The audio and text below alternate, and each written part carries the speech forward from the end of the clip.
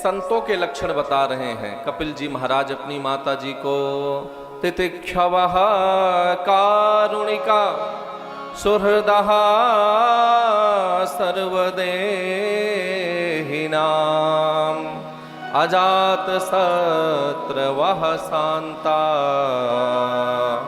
प्रशान्तात्मा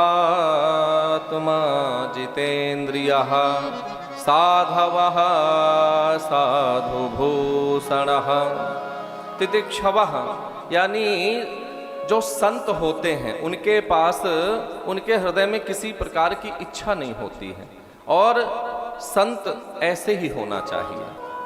जिस संत के अंदर कामनाएं हैं, कामनाओं का समुद्र बह रहा है, इच्छाओं का समुद्र बह रहा है, उसको संत नहीं कहा गया है। 4 गाड़ियां हो जाए, बड़े बड़े आश्रम हो जाए, बड़ी बड़ी कोठियां हो जाए, हैं, सब जगह एयर कंडीशन से चल रहे हैं, आ रहे हैं, बैठ रहे हैं, सोफा तोड़ रहे हैं, तो वो फिर काहे बात के संत हैं। इसलिए ये लक्षण नहीं घटता। और कारुणिका, सबके प्रति दया का भाव होना चाहिए, करुणा का भाव होना चाहिए।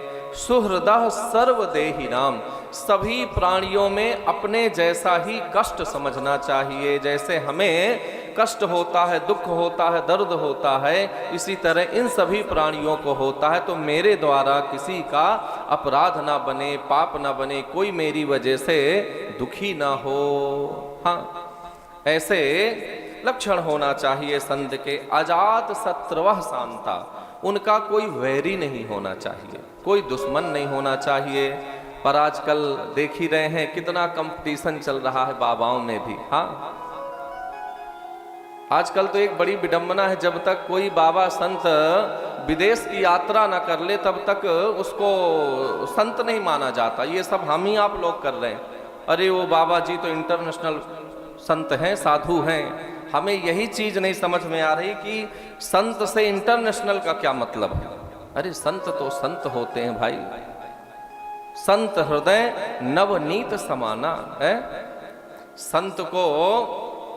संत का तो हृदय पावन पवित्र होता है, केवल भजन के अलावा उनके मन में कुछ होता ही नहीं है, और ना होना चाहिए। संत तो ऐसे होते हैं, परमार्थिक होते हैं, दूसरे का कष्ट दर्द दूर करने वाले होते हैं। और वही संत यदि किसी से ईर्षा द्वेष करने लगे, चिढ़ने लग जाएं, आसक्ति, कामनाएं, काम क्रोध लोभ से ग्रसित हो जाएं, तो फिर संत किस बात के।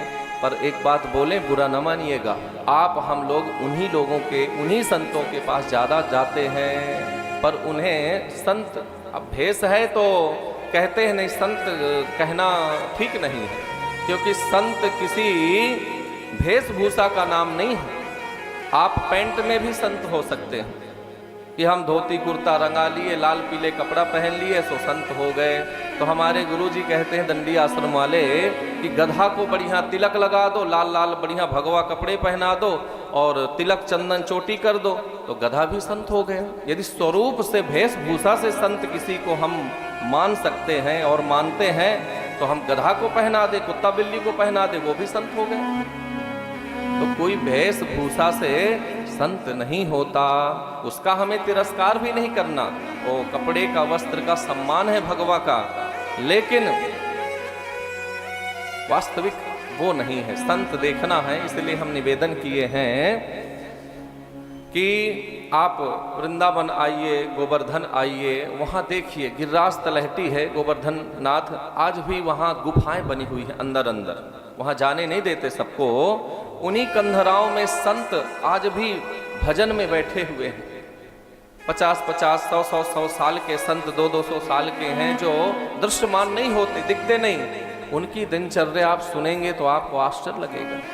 वो क्या करते हैं, रात्रि के समय जब सब लोग सो जाते हैं, शयन करने लगते हैं, तब वो निकलते हैं।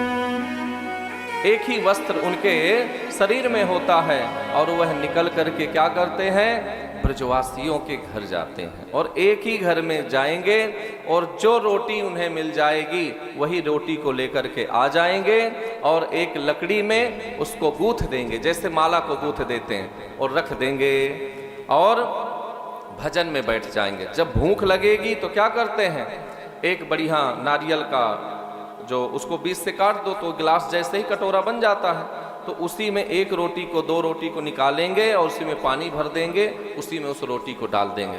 अब जब क्षुधा तेज, भूख तेज बढ़ जाती है तो उसी को, रोटी को बढ़िया उंगली से घोल करके और पी जाते हैं और फिर सुंदर बढ़िया भजन करने लगते हैं। क्योंकि हम आप लोग क्या जीने के लिए, हम आप लोग जीने के लिए नहीं खाते हैं, हम खाने के लिए जीते हैं। हाँ, ये पकौड़ा मिले, वो सकौड़ा मिले, ये बर्गर पिज्जा अर्गर फजरर है, दुनिया भर की चीजें, चाऊ माऊ मीन, ये क्या क्या होता, सब खाते पीते रहते फिर भी संतुष्ट नहीं होते।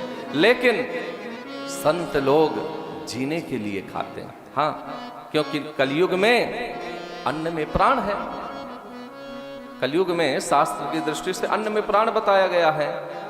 नहीं तो फल खा के भी लोग, बड़े बड़े संत हैं जो फलारी बाबा हैं, फल खा के भी जीवित रहते हैं। हाँ, तो